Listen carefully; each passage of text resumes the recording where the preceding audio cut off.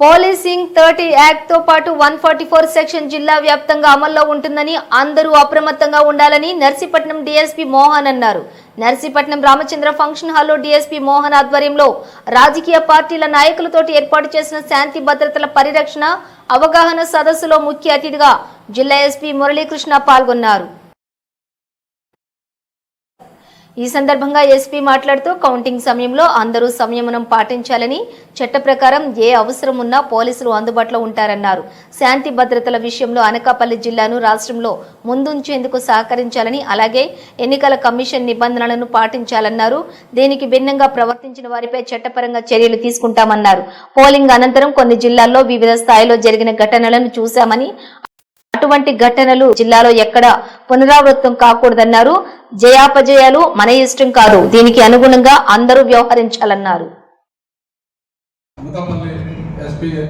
Muralikrishna sir మనకి మీకు సందేశం ఇవ్వడానికి ప్రజా అవగాహన, ప్రజాశాంతి కోసం మనం తీసుకురావాల్సిన చర్యలు, ప్రజల నుండి కావాల్సిన సహకారం కోసం కొన్ని సూచనలు చేస్తున్నారు, విజ్ఞప్తి చేస్తున్నది ఈరోజు మన మంచికి వచ్చారు. దయచేసి మీరందరూ కూడా ఇంతకుముందు సహకరించిన విధంగానే రాబోయే కౌంటింగ్ ప్రక్రియ కూడా సహకరించాలని, ముఖ్యంగా మన గత పోలింగ్ సందర్భంగా అందరికీ కూడా చక్కగా ఎన్నికలకు మీరు అందరూ సహకరించినందుకు నేను మీకు కృతజ్ఞతలు పోలీస్ శాఖ నుంచి తెలుపుకుంటున్నాను. ఈ సందర్భంగా మన గౌరవనీయ ఎస్పీ గారు మనందరికీ కొన్ని సూచనలు ఇస్తారు, అట్లన్నింటినీ కూడా మనం పాటిద్దాము. దయచేసి కొంచెం మనం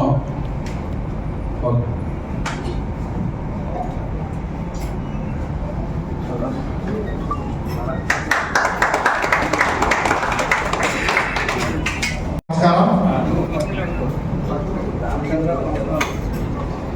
పోలీసు వారి విజ్ఞప్తిని మానించి చాలా దూర ప్రదేశాల నుంచి ఇక్కడికి విచ్చేసినటువంటి వివిధ రాజకీయ పార్టీలకు సంబంధించినటువంటి నాయకులకు, అలాగే మీడియా మిత్రులకు, నా సహచర పోలీస్ సిబ్బందికి అందరికీ కూడా నమస్కారాలు.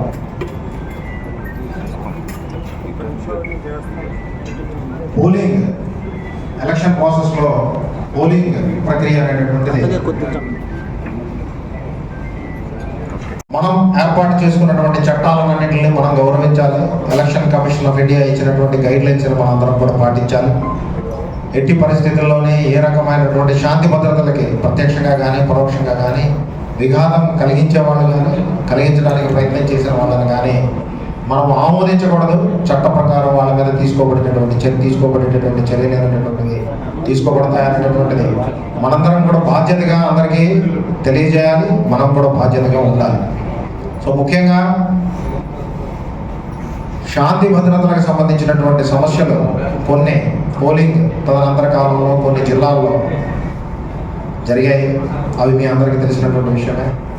సో అతి తక్కువ జిల్లాల్లో శాంతి సమరసలతో సమన్వయంతో శాంతి భద్రతలకు ఏ రకమైనటువంటి విఘాతం లేకుండా జరిగినటువంటి అతి కొద్ది జిల్లాల్లో మన జిల్లా కూడా ఒకటి అనేటటువంటిదే మనం చాలా గర్వం పడుతూ చెప్పుకోవాల్సినటువంటి విషయం. మనందరికీ కూడా చాలా గర్వకారణమైనటువంటి విషయం. అలాంటి పోలింగ్ ప్రక్రియని పూర్తి చేసుకున్న మనం కౌంటింగ్ ప్రాసెస్ని కూడా అదే సంయమనంతో, అంతే సామరస్యతతో, సమన్వయంతో పూర్తి చేసుకోవాల్సినటువంటి అవసరం ఉంది. సో ర్యాలీస్కి, ప్రొసెషన్స్కి, ఫైర్ క్రాకర్స్కి ఏ రకమైనటువంటి అనుమతులు లేదు. ఇది అనేకమైనటువంటి వేదికల మీద నుంచి ఇప్పటి వరకు తెలియజేయడం జరిగింది. సో మీరు ఇక్కడికి వచ్చిన వాళ్ళందరూ కూడా ఒక మనిషి కాదు, ఒక విలేజ్ని, ఒక మండలాన్ని రిప్రజెంట్ చేసేటటువంటి నాయకులుగా నేను భావిస్తున్నాను. సో జిల్లా స్థాయి నాయకత్వం అంతా నర్సీపట్నం అసెంబ్లీ కాన్స్టిట్యున్సీకి సంబంధించి ఇక్కడే ఉన్నట్టు నేను భావిస్తున్నాను. సో మీ అందరి ద్వారా మీరు దిశానిర్దేశం చేయగలిగినటువంటి పరిస్థితుల్లో మీ యొక్క గ్రామాలకు కానీ, మండల స్థాయిలో కానీ, జిల్లా స్థాయిలో కానీ ఉన్నప్పుడు ఒక బాధ్యతాయుతమైనటువంటి పోలీస్ వ్యవస్థలో భాగమైన మేమంతా ఆశించేది మీరందరూ కూడా దిశానిర్దేశం అనేటటువంటిది మిమ్మల్ని ఫాలో అవుతున్నటువంటి వాళ్ళందరికీ కూడా శాంతి సమరసలతో ఉండాలి, సామరస్యత్వాన్ని పాటించాలి, సమన్వయంతో ఉండాలి. ఎక్కడ కూడా శాంతి భద్రతలకు విఘాతం కలిగించకుండా ఉండే విధంగా వాళ్ళందరికీ కూడా మీరు ఉండడమే కాకుండా వాళ్ళందరికీ కూడా గైడ్ చేస్తారనేటువంటి దాని మీద ఆశిస్తున్నాము. ఈ వేదికగా మీ అందరికీ విజ్ఞప్తి చేస్తున్నాం. సో ఎక్కడ కూడా ఏ రకమైనటువంటి శాంతి భద్రతలకి విఘాతం కలిగే విధంగా ఎవరు ప్రవర్తించకుండా ఉండే విధంగా మీకు చేతనైనదిగా మీ సోషల్ మీడియాలో వేదికగా దాన్ని చేర్పించవచ్చు. వాట్సాప్లో కూడా మెసేజ్లు ఇవ్వచ్చు.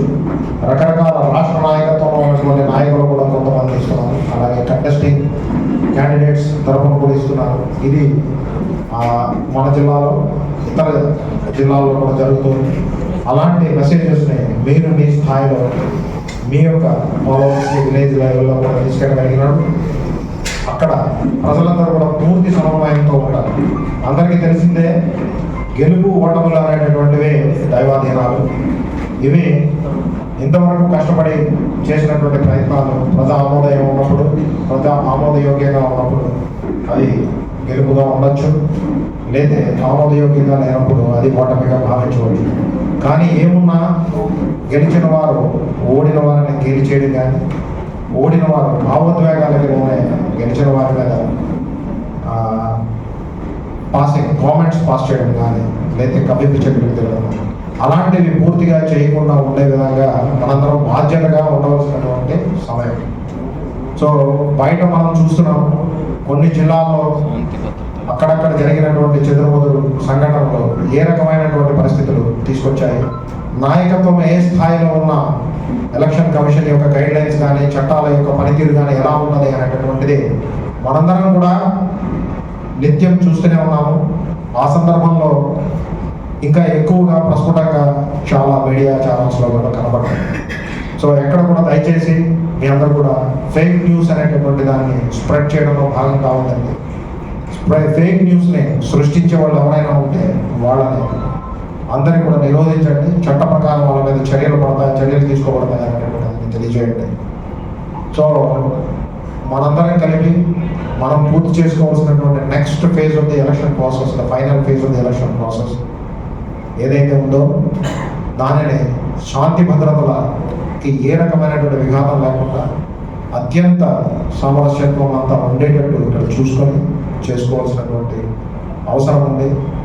అనకాపల్లి జిల్లాలో ఉన్న ప్రతి కాన్స్టిట్యున్సీ కూడా అదే శాంతి భద్రతల్ని పాటిస్తూ ఈ ప్రాసెస్ అంతా కంప్లీట్ చేసింది అనేటటువంటి దాన్ని మరొకసారి మనం గర్వపడుతూ ఇలాంటి అభినందన సభలు, అవగాహన సదస్సులు వేదికగా ఏర్పాటు చేసుకున్న అభినందన సభలను కూడా మనం మళ్ళీ చేసుకునే విధంగా మన యొక్క ప్రవర్తన ఉండాలి.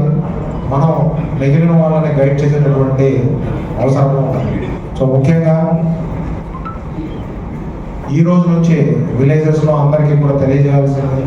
సో పాట్రోలింగ్ పార్టీస్ ఉంటాయి, అందరూ కూడా పికెట్స్ ఉంటాయి, అందరూ కూడా మీరు ఏ స్థాయిలో ఉన్నా మీ కింది స్థాయిలో ఉన్నటువంటి మీతో పాటు ఉన్నటువంటి మిమ్మల్ని నమ్ముకున్నటువంటి ప్రజలందరికీ కూడా తెలియజేయాల్సింది. భావోద్వేగాలకి లోటు కావద్దని ఎక్కడ కూడా ఈ బెట్టింగ్ లాంటి కార్యక్రమాల్లో పాల్పంచుకోకూడదు. సో వాటికి ఓపెన్ డ్రింకింగ్, పబ్లిక్ ప్లేసెస్లో డ్రింకింగ్ చేస్తూ చట్టం వ్యతిరేకమైనటువంటి పనుల్లో ఉండే కేసులు వాటికి లోను కాకూడదు.